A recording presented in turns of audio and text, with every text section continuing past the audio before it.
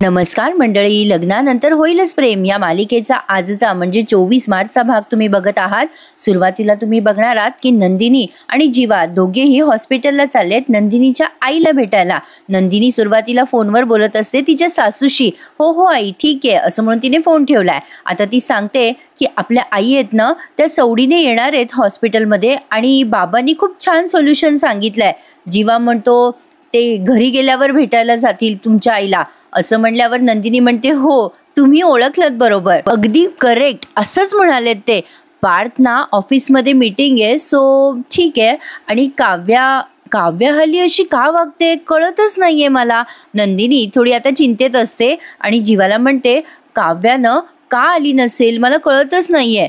जीवा म्हणतो कदाचित आपण सगळे गेलो तर हॉस्पिटलमध्ये गर्दी होईल असं वाटत असेल तिला। मग नंदिनी म्हणते पण आपल्या माणसाची कुठे गर्दी होते का, तिच्या मनात काय चाललंय काही कळत नाहीये। यापूर्वी असं कधीच झालं नाहीये। माझ्या काव्याच्या बाबतीत मला प्रत्येक गोष्टीत माहिती असायची, तिला कुठे दुखतंय खुपतंय सगळं माहिती असायचं मला। ती बोलून सुद्धा दाखवायची, पण आता तर ती काही बोलतही नाही आणि तिच्या मनापर्यंत मला जाता येत नाहीये का पोहोचता येत नाहीये हेच कळत नाहीये मला। काव्याची चूक नाहीये, तिचं आणि पार्थचं लग्न झालं ना अचानक म्हणून हे सगळं होतंय। तिची इच्छा नसताना हे नातं तिला निभवावं लागतंय ना। या सगळ्यात मला काहीच करता येणार नाही याचं जास्ती दुःख वाटतंय। हे सगळं ती जीवाला शेअर करते। जीवा मात्र अगदी शांत बसलेला आहे कारण त्याला सगळं माहिती आहे। आणि आता प्रेक्षकांनो यापुढे ना खूप सुंदर प्रसंग दाखवलाय। आता यांचा एक छोटासा ऍक्सिडेंट होतो पण त्यात नंदिनी अतिशय छान पद्धतीने रिॲक्ट करते। आता दवाखान्यामध्ये ते सिस्टर सांगतात की यांच्या एवढ्या गोळ्या आहेत त्या त्यांना द्या वगैरे वगैरे। आता या नंदिनीचे वडील म्हणतात हे बघ शारदा तू खाऊन पिऊन घे बरं, अगं सकाळी सुद्धा तू काही खाल्लं नाहीयेस, आता मी सफरचंद चिरलंय माझ्या हाताने खा बरं। त्या म्हणत असतात नाही हो नको मला, मी काय लहान लेकरू आहे का, काय मला सारखं असं आग्रह करताय। त्यावर ते म्हणतात अगं दुखण्यामध्ये मोठं माणूस सुद्धा लहान लेकरू सारखंच असतं, त्याला आग्रह करावाच लागतो। अगं असं काय करतेस, घे ना, तू खाल्लं नाही तर तुला बरं कसं वाटेल। शारदाताई म्हणत असतात नको मला खरंच नको, पण किती वाजले तो। मग ते म्हणतात अगं 6 वाजलेत, काव्या नंदिनीची वाट बघतेस ना तू, नंदिनी येते भेटायला। मग आता त्या शारदाताई म्हणतात तुमचं बोलणं झालं का नंदिनीशी। मग ते म्हणतात हो माझं फोनवर बोलणं झालं ना नंदिनीशी।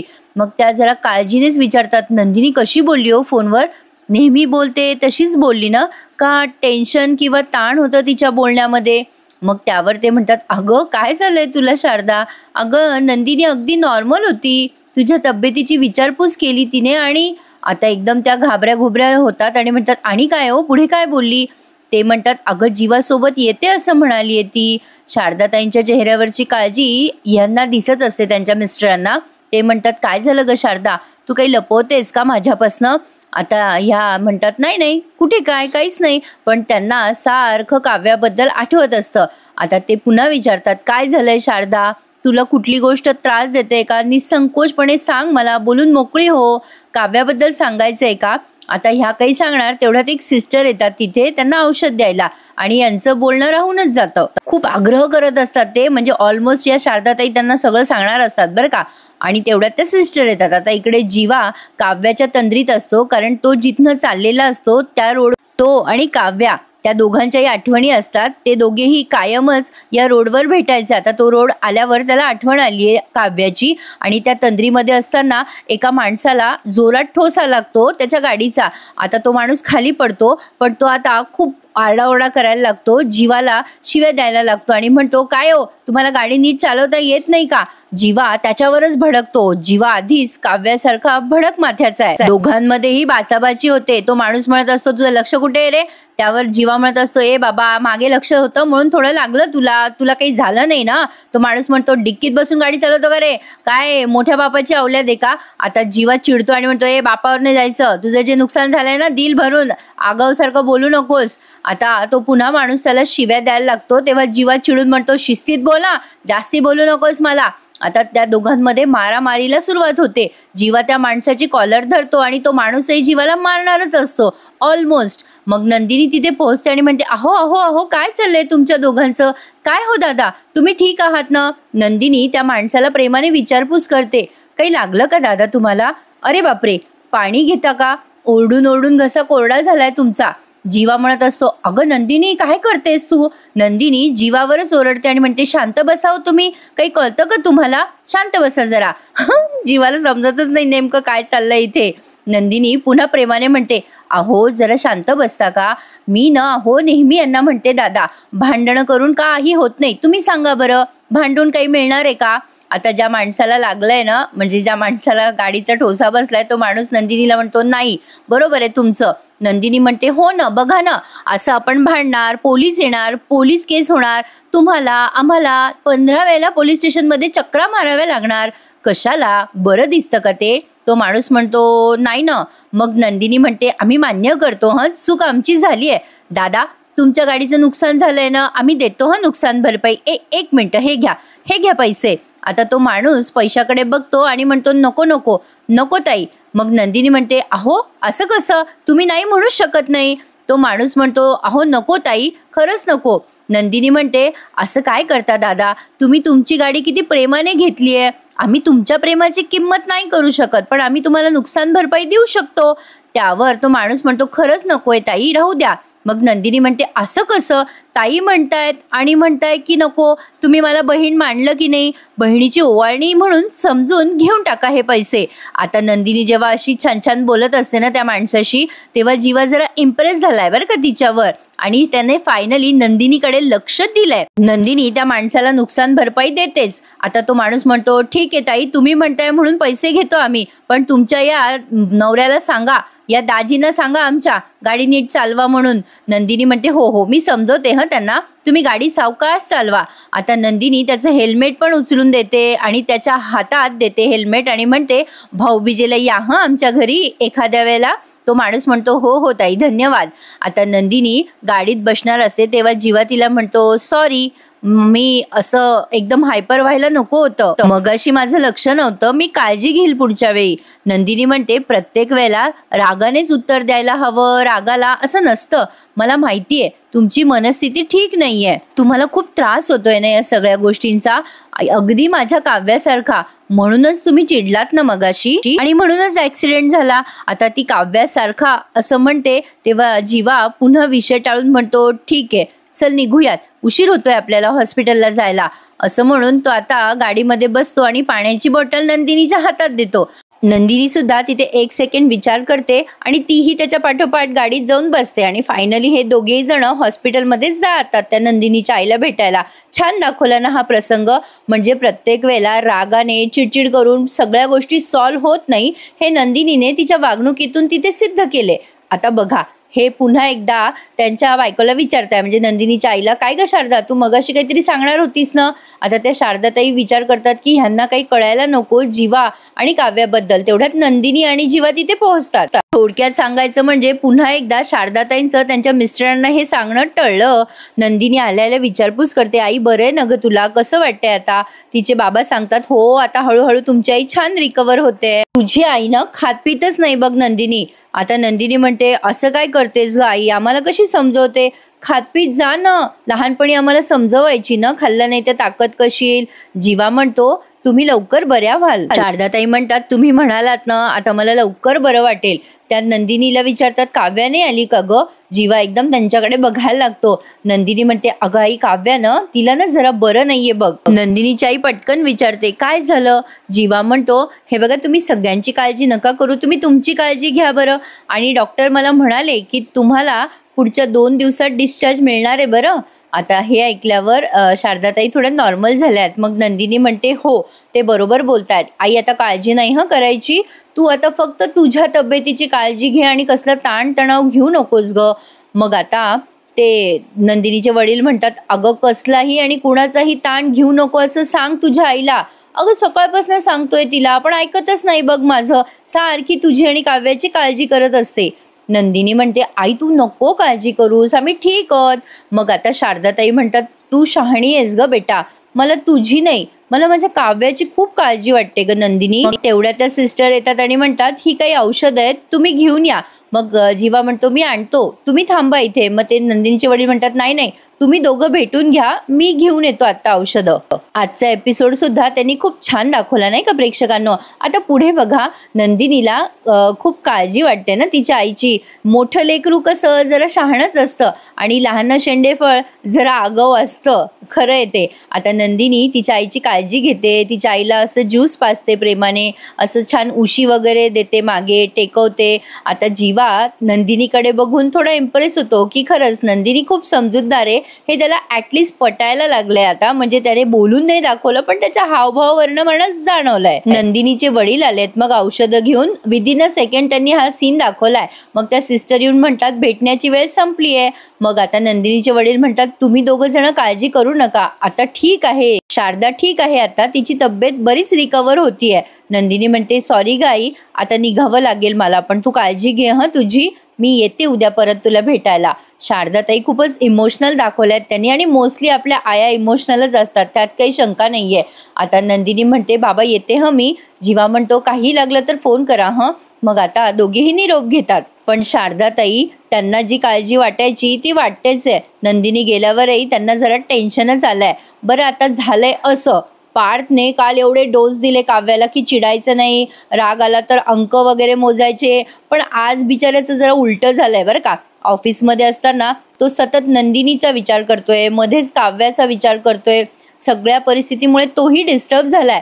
पण त्याचं कसं, घरी त्याला राग काढता येत नाही, त्यामुळे त्याने अख्खाच्या अख्खा राग काढलाय ऑफिसमध्ये. त्याचा एक एम्प्लॉई येतो कसली तरी डिझाईन घेऊन आणि त्याला म्हणतो सर जरा ह्याच्यावर लक्ष द्या ना, बघून घ्या फाईल. आता पार्थने ती फाईल पाहिली आहे बरं का. ते काहीतरी डेडलाईन आहे म्हणे, आज 3 दिवसापासून ही फाईल पेंडिंग होती, तर प्लीज सर तुमच्या डोळ्याखालून घालाल का. आता पार्थ ती फाईल बघतो आणि प्रचंड चिडतो त्याच्या एम्प्लॉईवर. त्या एम्प्लॉईला म्हणतो तो हे काय आहे, याला डिझाईन म्हणतात का, असं घाणेरडं डिझाईन मी क्लायंटला दाखवू का. तो एम्प्लॉई म्हणतो सॉरी सर, पण तुम्ही स्वतःच हे डिझाईन बनवायला सांगितलं होतं. पार्थ खूप चिडतो आणि मोठ्या आवाजात म्हणतो मी काय केलं आणि काय नाही ते नका सांगू मला. हे काय आहे, तुम्हाला असं घाणेरडं काम करायचं असेल ना माझ्या ऑफिसमध्ये तर प्लीज तुम्ही इथून निघून जा. हे असलं काम मला पटणार नाहीये. तुमची इच्छा नाहीये वाटतं इथे काम करायची. मी हे असले कामं खपवून घेणार नाहीये. तुम्हाला जबरदस्ती नाही केली मी इथे थांबायला. तुम्ही इथून जाऊ शकता. माझा स्वभावच नाहीये तो जबरदस्ती करण्याचा. घ्या हे अँड गेट लॉस्ट. आता तो एम्प्लॉई बिचारा बघतच राहतो पार्थकडे, कारण कदाचित त्यालाही पार्थची अशी चिडण्याची सवय नसावी. हा जे काही बोलतोय त्याचं सगळं टेन्शन त्याच्या बोलण्यातून जाणवतंय, हे मात्र नक्की आहे. ती फाईल तो फेकून देतो. तेवढ्यात तिथे युग आलाय. आता युग म्हणजे कोण, तर यांचा लहाना भाऊ जो इतक्या दिवसापासून गायब होता, आपल्याला दाखवलाच नाही. या दोघांचा म्हणजे जीवा आणि पार्थचा लहाना भाऊ युग. आता तो तिथे आलाय आणि तो अतिशय समजूतदारपणे त्याच्या मोठ्या भावाशी बोलतोय बरं का. म्हणजे आतापर्यंत अल्लड आणि एकदम हुल्लडबाजी करणारा हा युग अचानक इतका मॅच्युअर बोलतोय, या गोष्टीचं मला जरा नवलच वाटलं. पण असो, येतं शहाणपण कधी कधी. पार्थ आता युगला बघतो, त्याला म्हणतो की तू कशाला आलायस. युग म्हणतो दादा तू ठीक आहेस ना. आता पार्थ म्हणतो तुला किती पैसे हवेत, हे घे. युग म्हणतो असं काय बोलतोयस रे दादा, मी काय नेहमी पैशासाठीच येतो का तुझ्याकडे, ठेवते पैसे. मला पैसे हवे असले असते तर मी मागितले असते तुला. तुला इथे मला भेटायचं नाहीये का, मी जाऊ का घरी. आता पार्थ म्हणतो तसं नाही रे युग, मी जरा डिस्टर्ब झालोय.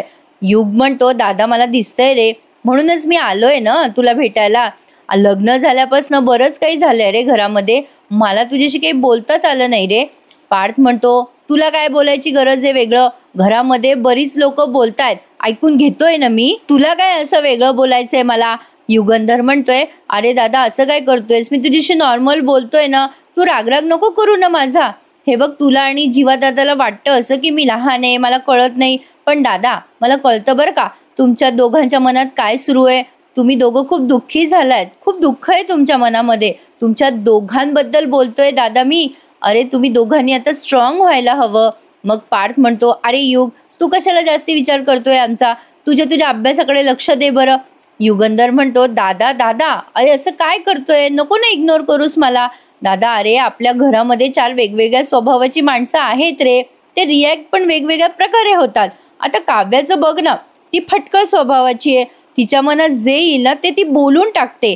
आणि राहिला प्रश्न जीवा दादाचा, तो जरा कमी बोलतो पण तो जेव्हा बोलतो ना तेव्हा तो हर्ट करायसारखाच बोलतो. राहिला प्रश्न नंदिनी वहिनीचा. अरे तिने हे लग्न मान्य केले म्हणून ती शांत झालीये. हे बघ दादा, प्रश्न फक्त तुझा आहे. तू जरा शांत हो रे. मला कळतंय तुझ्या मनात खूप दुःख आहे. तू काय सहन करतोयस ना ते कळतंय रे मला. हे बघ, तू ना टेन्शन नको घेऊस. आता हे एवढंच काय ते सीन यांचा दाखवलाय. आता जो पुढचा सीन आहे ना तो खूप छान आहे. काव्या आणि तिच्या आईचं बोलणं दाखवलंय फोनवर. आणि काय ना प्रेक्षकांनो, आता इथून पुढे मालिका खरंच छान होणार आहे. मी तुम्हाला कालही सांगितलं, पुढच्या प्रोमोत त्यांनी दाखवलंय की या मानिनी ताई आहेत ना त्या पार्थला इतकं छान समजवतात. त्या सांगतात की बेटा तू ना तिचा नवरा व्हायला जाऊच नकोस. तू काव्याचा आधी खूप छान बेस्ट फ्रेंड हो, नंतर तुमच्या दोघांची मैत्री होईल. तू तिच्याशी बोलायचा प्रयत्न कर, तिच्या आवडीनिवडी जाणून घे. त्यामुळे आता पार्थ न काव्याशी मिळतं जुळतं घेण्याचा प्रयत्न करणार आहे. त्यामुळे ही मालिका पुढे बघायला खूप छान वाटेल. तर युगंधर आणि पार्थचा काय तो एवढा सीन दाखवलाय. आता काव्या तिच्या आईला फोन करते बरं का. शारदाताई म्हणतात बोल ग काव्या. काव्या म्हणते आई तू एकटीच आहेस ना, तुझ्या आजूबाजूला कोणी नाही ना, बाबा नाही येत ना तिथे. मग शारदाताई म्हणतात नाही रे बेटा, बाबा नाही येत तुझे इथे. नंदिनी ताई आत्ताच भेटून गेलीये. ए राजा, तू का नाही आलीस ग मला भेटायला. आता तिची आई म्हणते असं. तेव्हा काव्याच्या डोळ्यात टचकन पाणी येतं. ती म्हणते आई ग, कुठल्या तोंडाने भेटायला येऊ ग मी तुला. माझ्यामुळे तुझी अवस्था अशी झाली आहे. मी कशी भेटणार होते तुला. पण ना हे बघ आई, तू हे सगळं जाऊ दे बरं. तू ना तुझ्या तब्येतीची काळजी घे. तुला बरं वाटतंय ना आई आता. कसं वाटतंय ग. मग आता शारदाताई तिकडनं सांगतात की हो बेटा मला बरं वाटतंय, कालच्यापेक्षा खूप छान वाटतंय. मग काव्या रडते आणि म्हणते आई ग तुला एक विचारू का. तुम्ही सगळ्याच आया अशा पॉझिटिव्ह असतात का ग. अगं एवढं काय मनाला लावून घेता. किती इन्व्हॉल्व असता तुम्ही मुलांच्या आयुष्यामध्ये. मुलांना काहीही त्रास झाला तर स्वतःला किती त्रास करून घेता ग आई तुम्ही. का ग, का स्वतःला एवढा त्रास करून घेतलास तू. आई ग खरंच काल जे काही झालं ना त्यासाठी आय एम व्हेरी सॉरी ग. खरंच सॉरी. मला तुला नव्हता ग त्रास द्यायचा. मग शारदाताई म्हणतात रडू नकोस काव्या, तुझी काही चूक नाही आहे रे बेटा. सगळ्यांची फक्त वेळ चुकली आहे ग. घरी गेल्यावर काही झालं का. तू कोणाशी काही बोलली नाहीस ना बेटा या विषयावर. आता काव्या म्हणते कोणाशी म्हणजे ताईशीच नाही. अगं नाही, मी नाही बोलले काही ताईशी या विषयावर. पण आई तू ना आता या गोष्टींचा विचार करू नकोस बरं. तू तुझी काळजी घे. तुला काही त्रास होणार नाहीये. प्लीज तू बरी हो ना. मी तुला त्रास होईल असं आता काहीही वागणार नाही आई. मी प्रॉमिस करते. तू बरी हो बरं लवकर. बाकी मला आता तुला काहीच टेन्शन द्यायचं नाहीये. तू नको आता कसला विचार करू आणि तू काळजी घे तुझी स्वतःची. शारदाताई म्हणतात तू पण स्वतःची काळजी घे बेटा. शहाणी आहे माझी बाळती. काव्या म्हणते आई मी येईल हं तुला भेटायला लवकरच. ठेवते मी फोन. आता असं म्हणते काव्या आणि खूप रडते स्वतःच्याच मनाशी. तिचं बिचारीचं अवघडच झालंय. अवघड जागेचं दुखणं झालंय. कोणाला सांगता पण येत नाहीये आणि स्वतःला सहन पण करता येत नाहीये. अवघड असतात बाबा अशी प्रकरणं. या मालिकेतनं प्रेक्षकांनो फारच गुंतागुंत दाखवली आहे. खूपच भावनिक आणि सेन्सिटिव्ह अशी मालिका आहे ही. पण असो, बघायला छान वाटते हे मात्र खरं आहे. काव्याने असं म्हणून फोन ठेवून दिलाय, पण तिची आई काळजी करायचं थोडीच सोडणार आहे एवढं सगळं सांगितलं तरी. पण ठीक आहे, आता काव्याकडनं त्यांना एक निश्चिंतता मिळाली आहे की आता आपली पोरगी कोणाला काही सांगणार नाही त्या प्रकरणाबद्दल. पण खरंच अशी प्रकरणं लपवून राहतात का, तर नाही, नक्कीच नाही. आता त्या नंदिनीला या दोघांच्या प्रकरणाबद्दल कळणार आहे. ते आपल्याला पुढच्या प्रोमोत दाखवलंय. तुर्तास एवढाच काय तो सीन दाखवलाय. काव्या फोन ठेवल्यावर विचार करते आई तुला सांगितलं तर आहे मी की मी आता काही विचार करणार नाही, मी चांगली राहील. पण या कोंडमाऱ्यामध्ये मी कशी जगू. काव्याने हा प्रश्न स्वतःच्याच मनाला केलाय. आता पुढे तिचं कसं होणार या गोष्टीचं तिला आता टेन्शन आलंय. ना अभ्यासात लक्ष लागतंय ना घरात लक्ष लागतंय. सगळं आयुष्यच खराब होऊन बसलंय तिचं. असो, पण आता त्यांनी तुर्तास हा एपिसोड संपवलाय बरं का प्रेक्षकांनो. पण प्रोमो पुढचा अतिशय सुंदर आहे. मानिनी ताई या पार्थला समजवतात हे बघ बेटा पार्थ, काव्यानं जर अशी वेगळी आहे पण तू न तिचा नवरा व्हायला जाऊच नकोस ना. जोपर्यंत ती तुला नवरा समजेल तोपर्यंत ती तुझ्यापासून लांब पळेल ना. अरे पार्थ तू तिचा मित्र हो. तुम्हा दोघांची मैत्री व्हायला हवी. तिला सध्या मित्राची गरज आहे. आणि इकडे नंदिनीने ते स्टॅच्यू पाहिलाय हाताचा. अरे बापरे, हा तर एका मुला मुलीचा हाताचा मोल्ड आहे असं समथिंग काहीतरी असतं ना. ते हाताचं त्यांनी बनवलं होतं जीवाने आणि काव्याने. ते नंदिनीला कपाटात सापडलंय आणि आता जीवा तिथे येतो बरं का गडबडीत आणि मग नंदिनी विचारते हे सगळं काय आहे, आणि तिथे जे आणि के नावाचं इनिशियल पण असतं आणि नंदिनी त्याला तेही विचारते की के नावाची कोणी मुलगी तुमच्या आयुष्यात होती का. आता जीवा तिला काय उत्तर देतो हे जरा सस्पेन्स दाखवलाय त्यांनी. बघूयात पुढच्या भागात काय काय घडतंय ते. आणि प्रेक्षकांनो, ठरलं तर मग या मालिकेचा एपिसोड ना कालपासनं जरा वेळेवर येत नाहीये, म्हणून मी ही मालिका आधी देऊन टाकते, म्हणजे कसं माझाही जीव मोकळा आणि माझी वेळ पटकन निघून जाते आणि लवकर लवकर मालिका दिल्या जातात, मग घरातही जरा लक्ष दिलं जातं ना. तर असो, आजचा हा भाग असा वाटला तुम्हाला, फ्रँकली मी शेअर करते बरं, उगाच वेळ कशाला वाया घालवायचा म्हणूनच, दुसरं काही नाही. तर ठरलं तर मग ही मालिका आली की लगेच तुम्हाला शेअर करते आपल्या दुसऱ्या चॅनलवर. हा एपिसोड कसा वाटला मला कमेंट करून सांगा, आणि जाता जाता माझ्या मेहनतीसाठी एक लाईक करायला, आपली चॅनल सबस्क्राईब करायला प्लीज विसरू नका. भेटूयात उद्या. Take care. धन्यवाद.